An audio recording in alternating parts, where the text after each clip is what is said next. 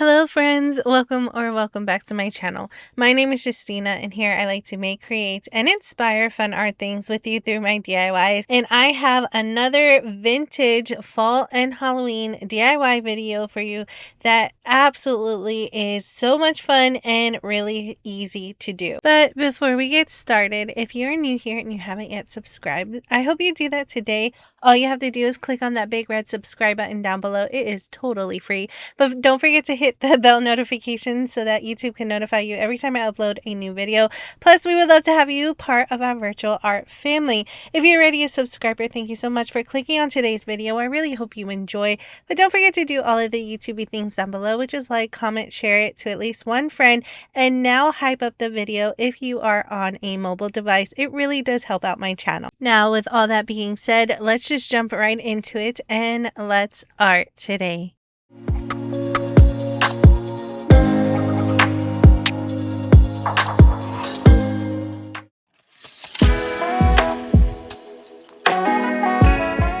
Now for all today's DIYs, they can be both fall and Halloween decor pieces. And for our first one, I have these tin cans that I have saved from Christmas time. They held some tea and I want to cover it using this vintage spirit scrapbooking paper that I purchased from Michael's. I've been using this scrapbooking paper for the past couple of DIYs and I absolutely love it. I also have other scrapbooking paper that I am going to use. I believe I got these from Temu. The first thing I wanted to do was add this black line on the top because I wanted to make sure that I don't pass that line. And I add my scrapbooking paper to the tin itself. That way it doesn't get caught and I can easily open and close it whenever I want. I did use a Sharpie marker, but you can use pretty much anything you want just to make sure that you have a nice even line. I found this vintage looking paper in my crafting stash and I am going to bend it around the can. Now it doesn't fit fully around it, but that is okay because I want to make this can look old and vintage and almost like a scrapbooking page that you put a bunch of different papers, but somehow it turns out really nice. After I cut it down to size, I am going to glue it on and I use both Mod Podge and hot glue, but I only use the hot glue on the edges to hold everything down. And when I add the hot glue, I make sure to press really firmly so that it flattens down. But the Mod Podge seems to hold everything down really well. If you're wondering why I'm doing a lot of vintage inspired decor this year, that is because my spouse asked me to make more of it for our fall decorations, and I'm absolutely loving how they are turning out. As you see here, I'm adding that hot glue to the corners, and then I can start adding more paper on top. There is no rhyme or reason on which paper I choose. It's whatever looks good to me. Adding the Mod Podge to the back of it, pressing it down on that can so it removes any extra of the glue, and then I could press down firmly and add more hot glue to the edges. The goal was to make it look very vintage, very old and weathered, and almost a little spooky. Next, I wanted to add another layer of paper on top, and I found these scissors in my crafting stash that I haven't used in quite some time, and I'm cutting the paper with them. It gives it a nice scalloped edge, and I try to make the paper at least an inch to 2 inches thick so that I can add it to the center of our can. Once again, adding the Mod Podge to the back of it, and since now this paper is holding on to another sheet of paper, it held down really nicely, but I still added a little bit of hot glue to the edges. Now to make this look even more vintage and old, I am going in with my chalk paint in different colors. I have this metallic copper color that I'm just dabbing on all over the can, and I also have my Java brown color that I will also add to the can in different spots, and also the lid. I absolutely loved how each lid turned out because it really looks rusted. Now I'm really just trying to stay around the edges because they were nice and shiny, and I'm trying to make it a little bit dingy, but you can add it all over the can. I was trying not to cover up too much of the paper because I absolutely loved how it turned out. Next, I have this other scrapbooking paper that has this ghost, and I wanted that to be the focal point. So I did cut it out and I left a little bit of a border around it and placed that to the side so that I can add it to the can later. Once my paint had time to dry and I had our ghost figure cut out, it is now time to place everything together. Once again, I wanted that to be the focal point, but I wanted it a little bit raised off of the can. So I took some wooded beads, cut them in half, painted them with my Java chalk paint, and now I'm hot gluing the beads to the back of the photo. After I have the beads glued down, I'm adding more hot glue to it so that we can apply it to the can. I try to center it as best as possible and push down firmly. Then I'm going to add the lid on, and I thought I was going to call it a day until I realized it was still missing something. So I found these wood peg dolls from Dollar Tree that I had in my crafting stash, and I'm just removing the head off of them using my little miter shears here. Now, I have a hard time with my wrist, so I had to do it a couple of times, but they managed to get through that wood, and once I had that cut off, all I needed to do was paint it brown, still using my folk art home decor chalk paint, and I made sure to go in all sorts of directions to make it look more weathered and dingy. Then I'm just adding some hot glue right on top of the tin, adding a generous amount so that I can just add that bead right on top, and that completes this DIY.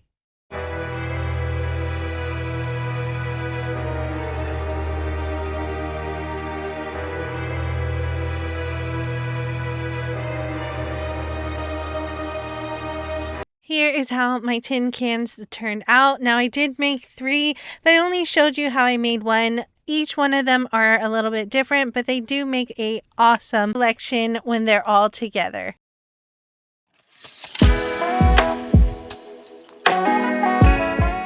For this DIY, I am using a Dollar Tree frame and a Dollar Tree decor piece that is this little gnome that I've had for a while, and I'm finally going to use it.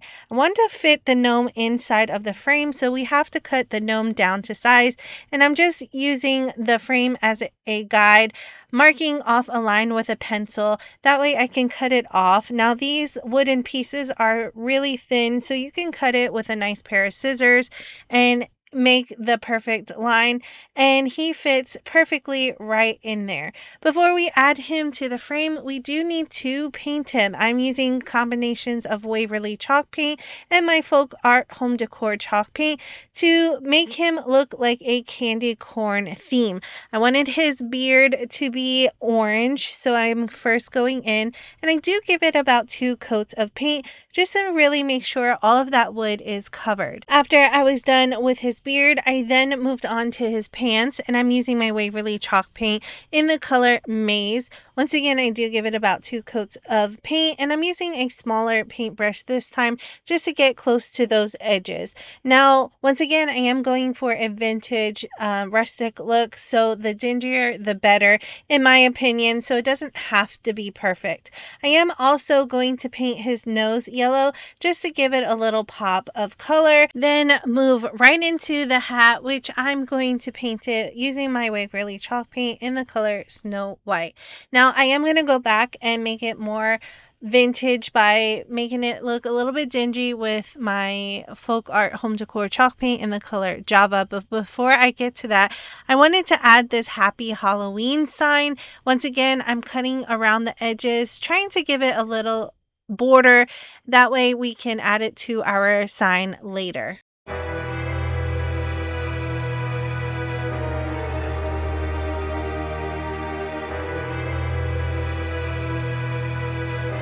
Now that I cut out my sign, I wanted to start dinging it up more using my folk art home decor chalk paint in the color Java, and I'm just dry brushing all over the edges.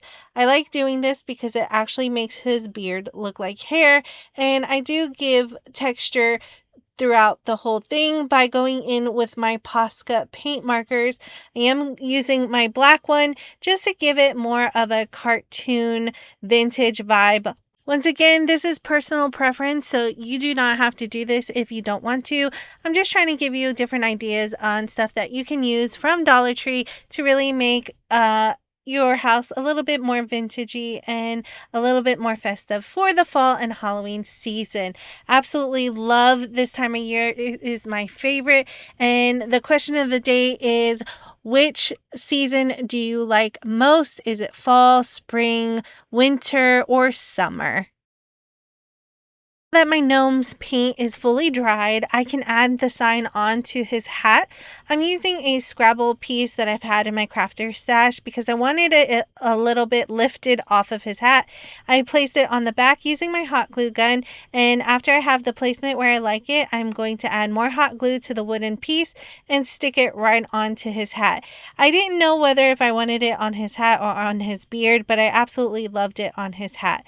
Then we can add our gnome right into our picture frame. Once again, I'm just using hot glue because it's fast, and I also change out this frame pretty much all season and all year long. So if I wanted to change it, it's an easy removal. I add the gnome right back into the center of our frame, and then I wanted it to have a backing. I went back to my scrapbooking paper that I shown you in the first DIY, removed a sheet that I absolutely loved. I used a pencil to outline the size of the sheet that I'm going to need, and then I cut it down to size. I absolutely love this scrapbooking paper. Once again, it's so our vibe, and it matches our gnome really well with the orange and the yellow. After I have it cut down, once again, I'm using hot glue to adhere it to the picture frame itself and to the back of the gnome so that everything is held up nicely. Once that is glued down, that completes this DIY.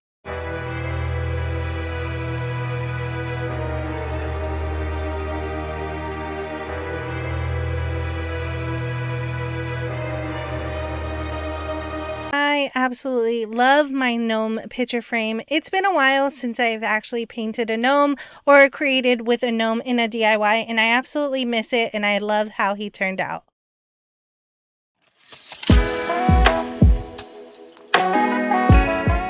For this DIY, I am going to make over this brick. I believe I purchased this brick at Lowe's, and at the time it was 33 cents.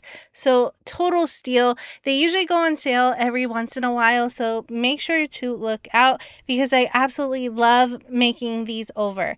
I want to add a little bit of vintage vibes to my garden area. So I'm first going in with my Waverly chalk paint in the color Snow White, and I'm adding that all over the brick. Now there's two ways to paint a brick. You can paint it like I am and adding the paint on right away, or you can seal your brick first, then add your paint. Either way works fine. Just make sure when you're done painting, you seal it. I like to use Rust-Oleum clear sealing, and I give it about 3 coats of that just to make sure everything is nice and covered.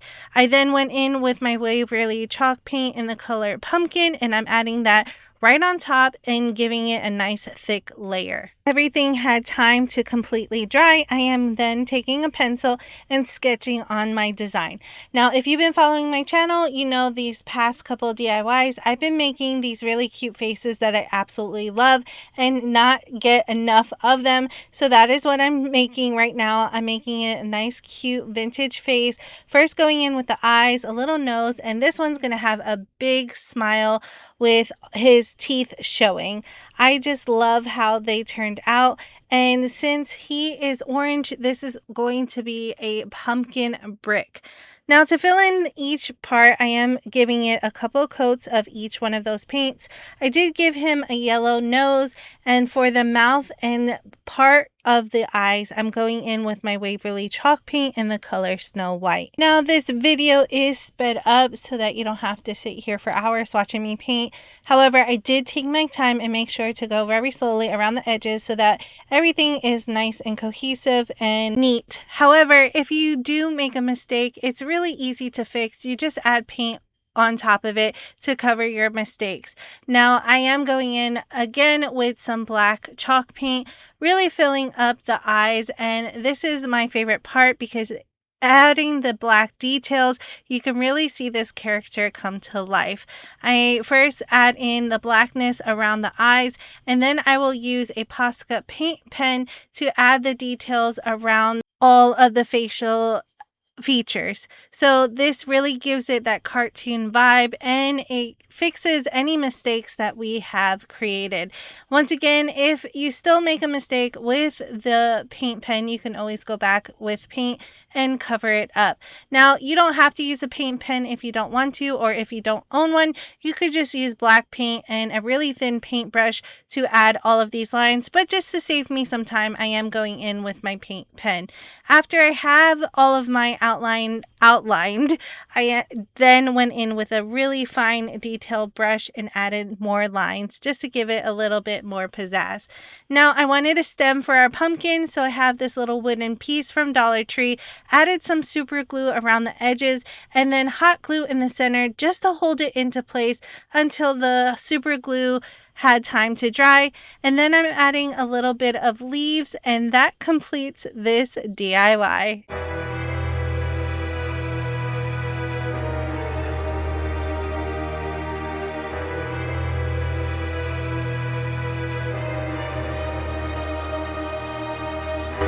Here is how our pumpkin brick turned out, and I absolutely love it. I want to make a bunch more so I can have it all around my garden, but I would love to know what you think about this DIY down in the comment section below.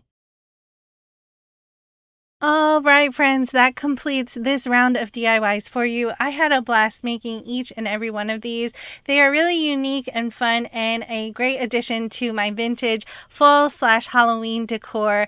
I would love to know which one was your favorite down in the comment section below.